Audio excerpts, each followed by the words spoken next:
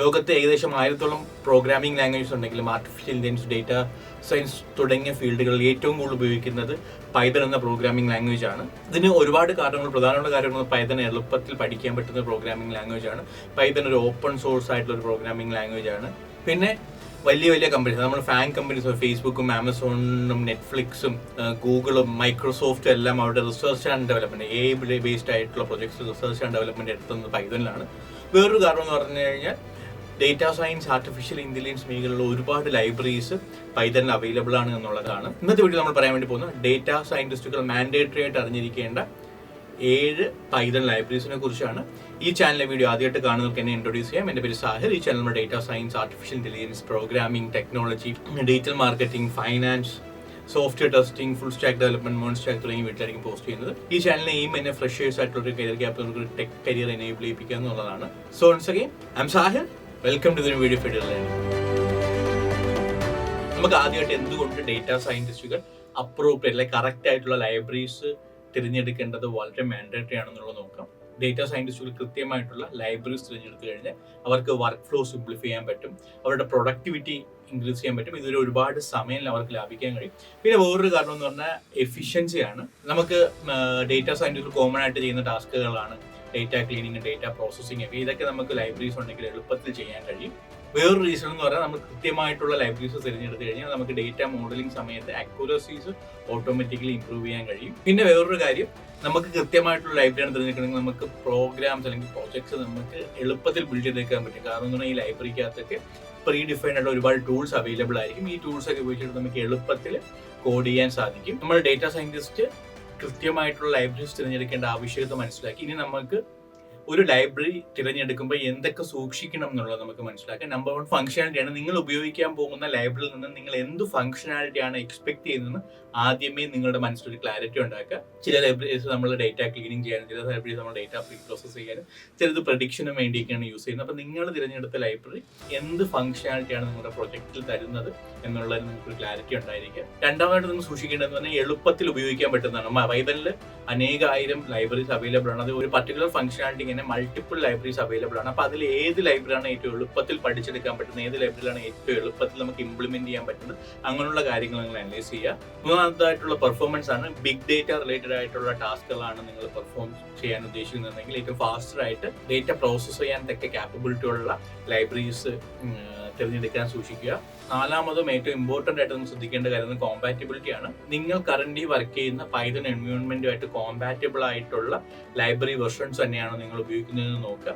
പലപ്പോഴും പല പ്രൊജക്ട്സിലും ഡേറ്റ സയന്റിസ്റ്റുകൾക്ക് ഇങ്ങനത്തെ ഒരു അബദ്ധം പറ്റാറുണ്ട്. കാരണം എസ്പെഷ്യലി ഇത് കണ്ടുവരുന്ന ടെൻസർഫ്ലോ, ഡീപ്പ് ലേണിംഗ് പ്രൊജക്ട്സുകൾക്കാണ്. ഇത് ചെറിയൊരു വെർഷൻ മാറിയാൽ തന്നെ കറണ്ട് എൻവയോൺമെന്റുമായിട്ട് അത് മിസ്മാച്ച് ആകും, പ്രൊജക്റ്റിൽ എറേഴ്സ് കാണിക്കുകയൊക്കെ ചെയ്യും. ഇനി നമുക്ക് ഡേറ്റ സയന്റിസ്റ്റുകൾ അറിഞ്ഞിരിക്കേണ്ട മോസ്റ്റ് ഇമ്പോർട്ടന്റ് ആയിട്ടുള്ള 7 ലൈബ്രറീസ് ഏതൊക്കെ നോക്കാം. നമ്പർ 1 NumPy ആണ്. NumPy എന്ന് പറയുന്നത് ന്യൂമറിക്കൽ പൈതൺ എന്നാണ് മീൻ ചെയ്യുന്നത്. പേര് പോലെ തന്നെ ന്യൂമറിക്കൽ ആയിട്ടുള്ള പൈതൺ ഓപ്പറേഷൻസ് ചെയ്യാൻ വേണ്ടി നമ്മൾ NumPy യൂസ് ചെയ്യുന്നത്. NumPyക്കകത്ത് നമുക്ക് മെട്രിക്സ്, അറേ ഓപ്പറേഷൻസ് ഒക്കെ ചെയ്യാൻ പറ്റും.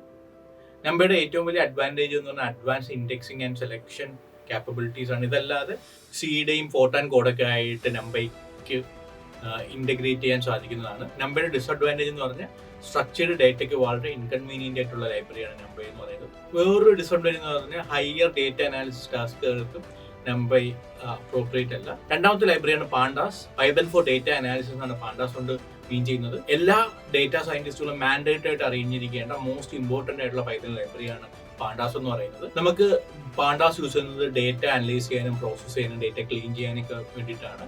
Pandasന്റെ അഡ്വാൻറ്റേജ് നോക്കുകയാണെന്നുണ്ടെങ്കിൽ ഡേറ്റ എഫിഷ്യന്റ് ആയിട്ട് ഹാൻഡിൽ ചെയ്യാൻ കഴിയും. പിന്നെ ഇതിന്റെ അകത്ത് pivot tables, merging, slicing, join തുടങ്ങി ഒട്ടനവധി ടൂൾസ് ഇതിന്റെ അകത്ത് തന്നെ അവൈലബിൾ ആണ്. മൂന്നാമത്തെ അഡ്വാൻറ്റേജ് എന്ന് പറഞ്ഞാൽ സ്ട്രക്ചേർഡ് ഡേറ്റ എഫിഷ്യന്റ് ആയിട്ട് Pandasന് ഹാൻഡിൽ ചെയ്യാൻ സാധിക്കും. ഇതിന്റെ ഡിസഡ്വാൻറ്റേജ് എന്ന് പറഞ്ഞു കഴിഞ്ഞാൽ ലാർജ് ഡേറ്റ സെറ്റുകളിൽ Pandas കുറച്ച് സ്ലോ ആണ്. പിന്നെ ടൈം സീരീസ് റിലേറ്റഡ് ആയിട്ടുള്ള ഡേറ്റയും ഹാൻഡിൽ ചെയ്യാൻ കുറച്ച് പിന്നിലോട്ടാണ് Pandas. മൂന്നാമത്തെ ലൈബ്രറിയാണ് Matplotlib എന്ന് പറയുന്നത്. വിഷ്വലൈസേഷൻ ഏറ്റവും കൂടുതൽ യൂസ് ചെയ്യുന്ന ഒരു ലൈബ്രറിയാണ് Matplotlib എന്ന് പറയുന്നത്. മാറ്റ്പ്ലോട്ട് ഉപയോഗിച്ച് നമുക്ക് 2 ഡയമെൻഷൻ ആയിട്ടുള്ള 3 ഡയമെൻഷൻ ആയിട്ടുള്ള പ്ലോട്ട്സും ഗ്രാഫ്സും ഒക്കെ ക്രിയേറ്റ് ചെയ്യാൻ കഴിയും. മാറ്റ്പ്ലോട്ടിന്റെ വേറെ അഡ്വാൻറ്റേജ് എന്ന് പറയുന്നത് വളരെ മൈന്യൂട്ട് ലെവലിൽ പോലും പ്ലോട്ട്സിലും ഗ്രാഫ്സിലും ഒക്കെ കസ്റ്റമൈസേഷൻ ചെയ്യാൻ തക്ക തരത്തിലുള്ള പ്രോപ്പർട്ടീസും സെറ്റിംഗ്സിന്റെ ഒക്കെ അവൈലബിലിറ്റി ആണ്. ഇനി മാറ്റ്പ്ലോട്ലിബിന്റെ ടോപ്പിൽ ബിൽഡ് ചെയ്ത വേറൊരു ഡേറ്റ വിഷ്വൽ ലൈബ്രറി ഉണ്ട്, അതാണ് Seaborn എന്ന് പറയുന്നത്. മാത്പ്ലോട്ലിബിനെ വെച്ച് കമ്പയർ ചെയ്യുമ്പോൾ ഇതിനകത്ത് ഒരുപാട് അഡ്വാൻറ്റേജ്, നമ്പർ 1 അഡ്വാൻറ്റേജ് എന്ന് പറയുന്നത് ഇതിനകത്ത് പ്രീ ഡിഫൈൻഡ് ആയിട്ടുള്ള ഒരുപാട് ഡേറ്റ സെറ്റ്സ് അവൈലബിൾ ആണ്. ഈ ഡേറ്റ സെറ്റ്സിന് നമുക്ക് എളുപ്പത്തിൽ കോൾ ചെയ്തുകൊണ്ട് നമുക്ക് എക്സ്റ്റേണൽ ഡേറ്റ സോഴ്സ് നമുക്ക് കോൾ ചെയ്തുകൊണ്ട് നമുക്ക് അതിൻ്റെ അകത്ത് നമുക്ക് ഡിഫറെൻറ്റ് സോഴ്സ് ഓഫ് വിഷ്വലൈസേഷൻ ചെയ്ത് പഠിക്കാം എന്നുള്ളതാണ്.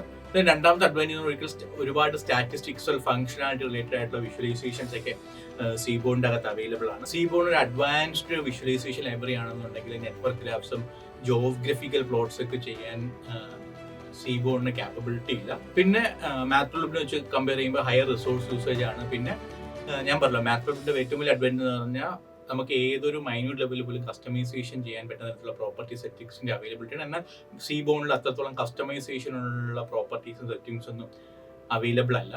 അഞ്ചാമത്തെ ലൈബ്രറി ആണ് Scikit Flow ആണ്. മെഷീൻ ലേണിംഗിനായിട്ട് പൈതന്റെ അകത്തുള്ള മോസ്റ്റ് ഇമ്പോർട്ടൻറ്റ് ലൈബ്രറി ആണ് Scikit Flow എന്ന് പറയുന്നത്. SK ആണെന്നും ഈ ലൈബ്രറിയെ പലരും പറയാറുണ്ട്.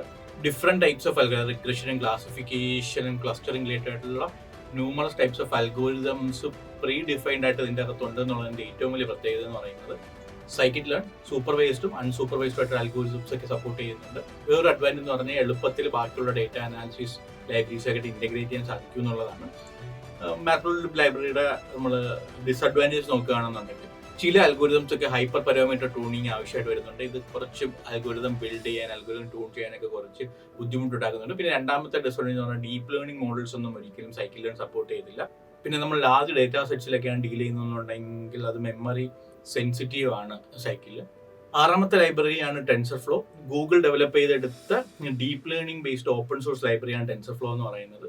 ഡീപ്പ് ലേണിംഗിന് most commonly used highly scalable ആയിട്ടുള്ള ഒരു ഫ്രെയിംവർക്ക് ആണ് TensorFlow എന്ന് പറയുന്നത്. സ്പീച്ച് റെക്കഗ്നീഷനും ഇമേജ് റെക്കഗ്നീഷനും എല്ലാം പ്രീ ഡിഫൈൻഡ് ആയിട്ടുള്ള ആർക്കിടെക്ചേഴ്സ് TensorFlowയ്ക്ക് അവൈലബിൾ ആണ്. CNN, RNN, ANN പോലുള്ള ഡീപ്പ് ലേണിംഗ് അൽഗോരിതംസും TensorFlow സപ്പോർട്ട് ചെയ്യുന്നുണ്ട്. വേറൊരു അഡ്വാൻറ്റേജ് എന്ന് പറഞ്ഞാൽ GPUസും ഡിസ്ട്രിബ്യൂട്ടഡ് കമ്പ്യൂട്ടിംഗും ഒക്കെ TensorFlow സപ്പോർട്ട് ചെയ്യുന്നുണ്ട്. പക്ഷേ ഇതിന്റെ ഡിസഡ്വാൻറ്റേജ് എന്ന് പറഞ്ഞാൽ നോൺ ഡീപ്പ് ലേണിംഗ് മോഡൽസ് ഇതിനകത്ത് സപ്പോർട്ട് ചെയ്യത്തില്ല. ഒരു ഡിസഡ്വാൻറ്റേജ് എന്ന് പറഞ്ഞു കഴിഞ്ഞാൽ ബിഗിനേഴ്സിന് കൺസെപ്റ്റ് മനസ്സിലാക്കി പഠിച്ചെടുത്ത് ഇംപ്ലിമെന്റ് ചെയ്യാൻ കുറച്ച് പാടാണ് TensorFlowയ്ക്കകത്ത്. TensorFlow പോലെ തന്നെ വളരെ ഇമ്പോർട്ടൻ്റ് വേറൊരു ഡീപ്പ് ലേണിംഗ് അൽഗോരിതമാണ് Keras എന്ന് പറയുന്നത്. Kerasഉം TensorFlow പോലെ ഒരു ഓപ്പൺ സോഴ്സ് ആയിട്ടുള്ള ലൈബ്രറി തന്നെയാണ്. ഇൻഎക്സ്പീരിയൻസ്ഡ് ആയിട്ടുള്ള ഡേറ്റ സയന്റിസ്റ്റുകൾക്ക് എളുപ്പത്തിൽ പഠിച്ചെടുക്കാനും മോഡൽസ് ട്രെയിൻ ചെയ്യാനൊക്കെ പറ്റുന്ന തരത്തിലുള്ള ഒരു ലൈബ്രറിയാണ് Keras എന്ന് പറയുന്നത്. ഇതിന്റെ വേറൊരു അഡ്വാൻറ്റേജ് എന്ന് പറഞ്ഞാൽ കോംപ്ലക്സ് മോഡൽ നമുക്ക് എളുപ്പത്തിൽ ബിൽഡ് ചെയ്തെടുക്കാൻ പറ്റും എന്നുള്ളതാണ്. Kerasന്റെ ഡിസഡ്വാൻറ്റേജ് എന്ന് പറഞ്ഞു കഴിഞ്ഞാൽ ഡിസ്ട്രിബ്യൂട്ടഡ് ട്രെയിനിങ് സപ്പോർട്ട് ചെയ്യുന്നില്ല. പിന്നെ non deep learning models TensorFlow തന്നെ അത് സപ്പോർട്ട് ചെയ്യുന്നില്ല. പിന്നെ നമുക്ക് കസ്റ്റമൈസേഷൻസ് ബുദ്ധിമുട്ടാണ്. കമ്പയർഡ് ടു TensorFlow കസ്റ്റമൈസേഷൻ ഭയങ്കര ബുദ്ധിമുട്ടുണ്ട്. ഇതല്ലാതെ വേറെ ഏതെങ്കിലും ലൈബ്രറീസ് വളരെ ഇമ്പോർട്ടൻ്റ് ആയിട്ട് ഡേറ്റ സയൻസിനെ പഠിക്കണം എന്ന് നിങ്ങൾ കരുതുന്നുണ്ടെങ്കിൽ അത് ദയവായി താഴെ കമന്റ് ബോക്സിൽ രേഖപ്പെടുത്തുക. അതിനെക്കുറിച്ചുള്ള വീഡിയോ കൂടെ ചെയ്യുന്നതാണ്. ഈ വീഡിയോയിൽ പറഞ്ഞ എല്ലാ ലൈബ്രറിയെ കുറിച്ച് ഡീറ്റെയിൽഡ് ആയിട്ട് വീഡിയോ ചെയ്യണമെങ്കിൽ അതിനും നിങ്ങൾ കമന്റ് ബോക്സിൽ രേഖപ്പെടുത്തുക. ഇതുപോലത്തെ ഇൻഫർമേറ്റീവ് വീഡിയോയ്ക്ക് ചാനൽ ദയവായി സബ്സ്ക്രൈബ് ചെയ്യുക. So once again I am Sahir signing off. Thank U.